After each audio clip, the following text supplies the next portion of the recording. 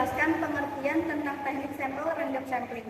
Teknik sampel random sampling adalah pengambilan sampel atau elemen secara acak, di mana elemen atau anggota populasi memiliki kesempatan yang sama untuk terpilih sebagai sampel.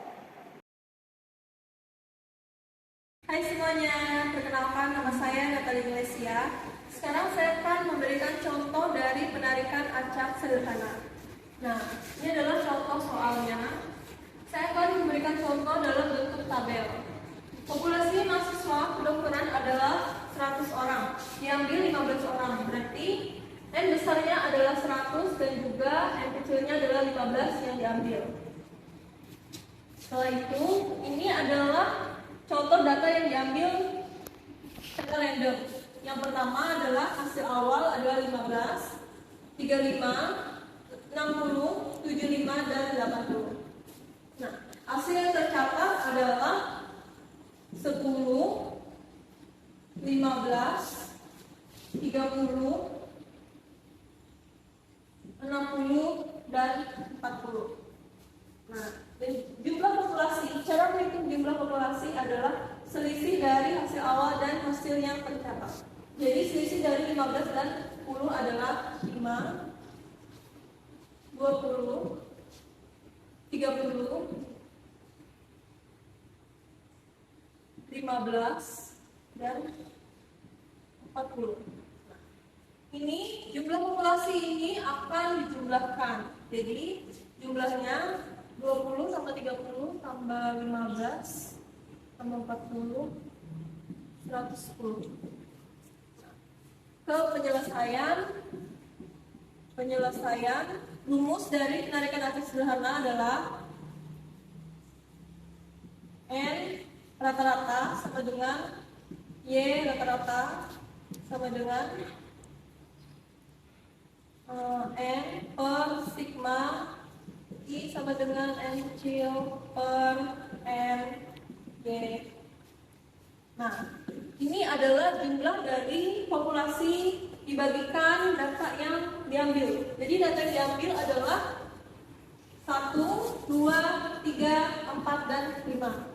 Jadi hasilnya 110 dibagi 5. Hasilnya adalah 22. Sekian contoh dari saya, terima kasih.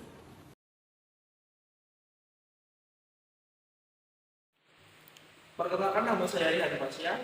Saya akan menyampaikan pengertian dari systematic sampling.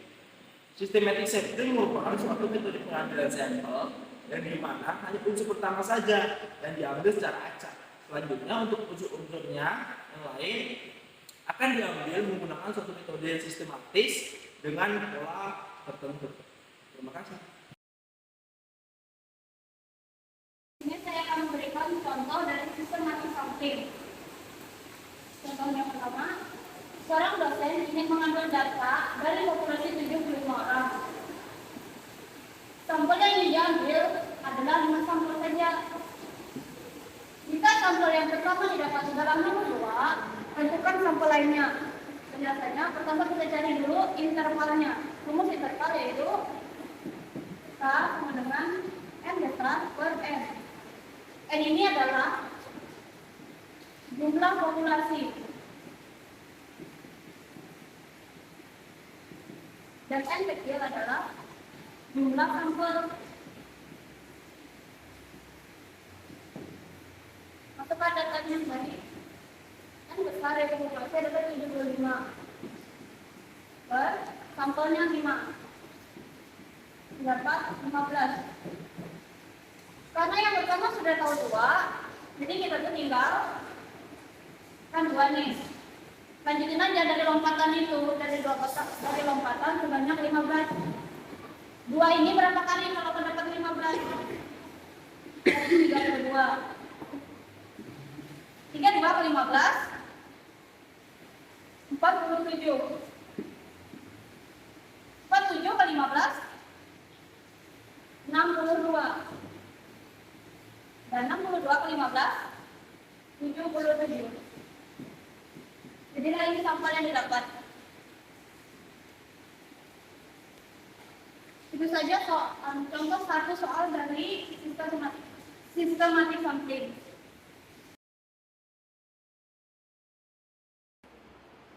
Perkenalkan, saya Muhammad Abdurrahman dan saya akan menjelaskan tentang multi-stage sampling. Pertama, jika kamu ingin mendapatkan sampel dari populasi yang beragam dan berukuran besar, salah satu metode yang bisa digunakan adalah multi-stage sampling. Multi-stage sampling dikenal juga dengan istilah multi-stage random sampling atau multi-stage sampling secara bertahap atau bertingkat. Jadi, multi-stage sampling merupakan suatu metode penarikan sampel yang menggunakan kombinasi dua atau lebih metode pengambilan sampel yang berbeda. Kombinasi metode sampling yang digunakan dapat berupa simple random sampling, cluster sampling, systematic random sampling, dan lain-lain. Untuk contohnya, lanjut part 2. Halo teman-teman, perkenalkan nama saya Ahmad Syifirdaus. Pada kesempatan kali ini saya akan menjelaskan tentang multi-stage sampling, lebih tepatnya contoh. Baik, apa sih multi-stage sampling? Multi-stage sampling diibaratkan sebuah kabupaten X dan kita akan melakukan pemilihan sampel. Kabupaten X terdiri dari kecamatan A, B, dan C. Dari ketiga kecamatan, kita akan memilih dua kecamatan, yaitu kecamatan B dan C. Di kecamatan B dan C terdapat masing-masing 3 kelurahan. Dua kelurahan. Di kecamatan B terdapat kelurahan D dan E. Di kecamatan B terdapat kelurahan F dan G. Di kelurahan G kita akan mengambil 2 sampel, yaitu kelurahan E dan kelurahan G. Kelurahan E terdiri dari RW 1 dan RW 2. Dan di kelurahan G terdiri dari RW 4 dan RW 5. Dari keempat RW diambil 2 RW, yaitu di RW 2 dan di RW 4. Di RW 2 memiliki 4 RT, yaitu RT 1 sampai dengan RT 4. Sedangkan di RW 4 terdiri dari 3 RT, yaitu RT 9 sampai dengan RT 11. Dan dari kedua RW ini menjadi sampel multi-stage sampling. Jadi sampel dari pemilihan umum yang dipilih untuk survei, yaitu RW 2 dan RW 4 yang terdiri dari 7 RT. Sekian dari saya, terima kasih. Di sini saya akan menjelaskan tentang pengertian cluster sampling. Cluster sampling yaitu suatu metode pengambilan sampel di mana masing-masing unit penarikan sampelnya adalah kumpulan elemen-elemen yang tidak saling tumpang tindih. Halo semuanya, perkenalkan nama saya Kemas Fadila. Di sini saya akan menjelaskan contoh cluster sampling. Di sini ada contoh soal. Daniel tengah melakukan penelitian di sebuah rumah sakit Bunda Permata. Diketahui jumlah populasi sebanyak 150 pegawai. Jika dihitung menggunakan rumus Love ya dengan tingkat signifikansi 0,05%, maka berapakah jumlah sampel minimal yang harus diambil oleh Daniel? Rumus dari Kelvin adalah N sama dengan N per 1 tambah N pangkat 2. Sini saya akan menuliskan rumus dari Kelvin. N sama dengan N per 1 tambah 60 N pangkat 2 tutup kurung. Gimana cara menghitungnya? Cara menghitungnya sudah diketahui jumlah pegawai 150. Jadi cara menghitungnya adalah N sama dengan 150 per 1 tambah NE. E-nya sama dengan 0,%.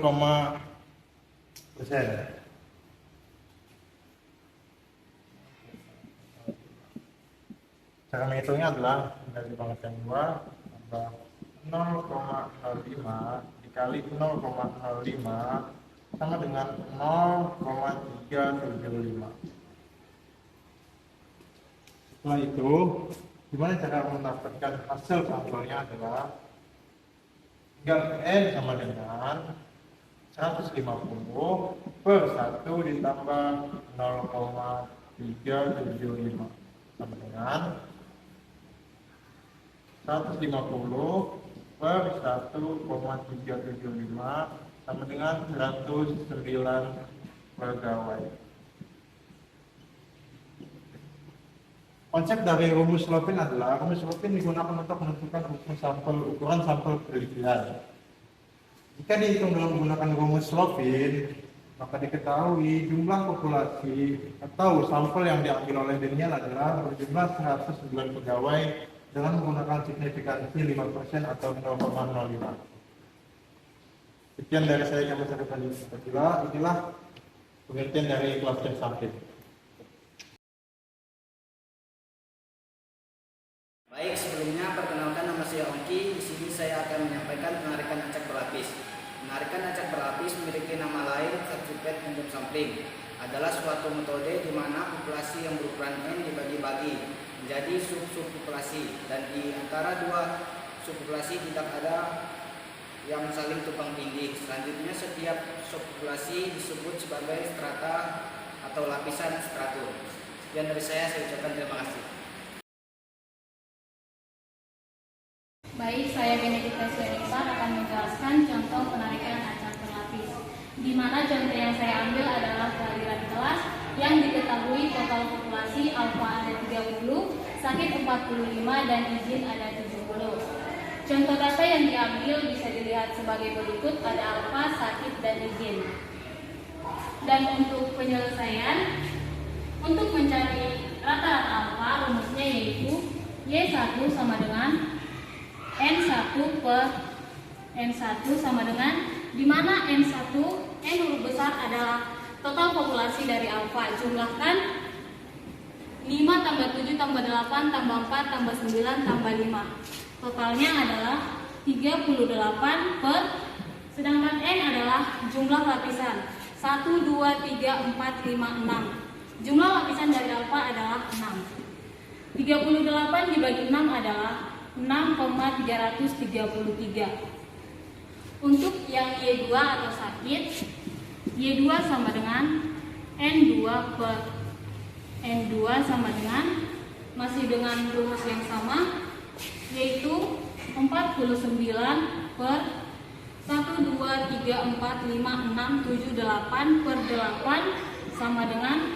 6,125. Untuk yang izin, Y3 sama dengan N3 per N3 sama dengan 83 per 1, 2, 3, 4, 5, 6, 9 sama dengan 9,222.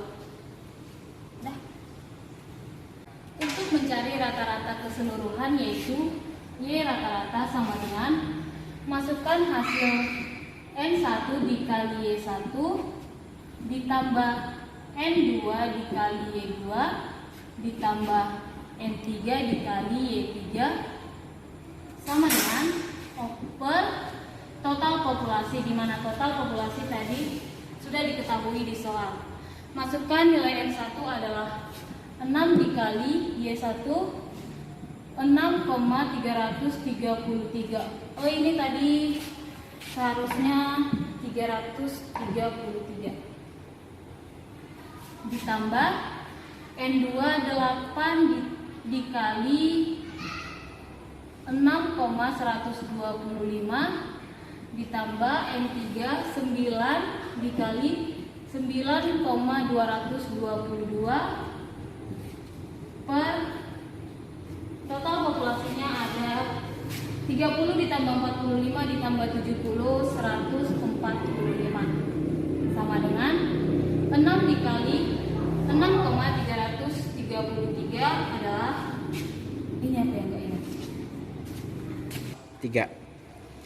6 dikali 600, 6 dikali 6,333 hasilnya 37,998 ditambah 8 dikali 6,125 hasilnya 49 ditambah 9 dikali 9,222 hasilnya 82,998 per 145.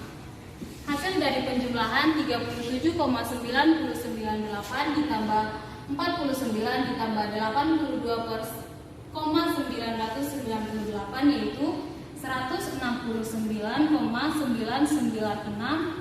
per 145 sama dengan 3. 169,996 per 145 sama dengan 1,175. Maka rata-rata dari keseluruhan kehadiran kelas adalah 1,175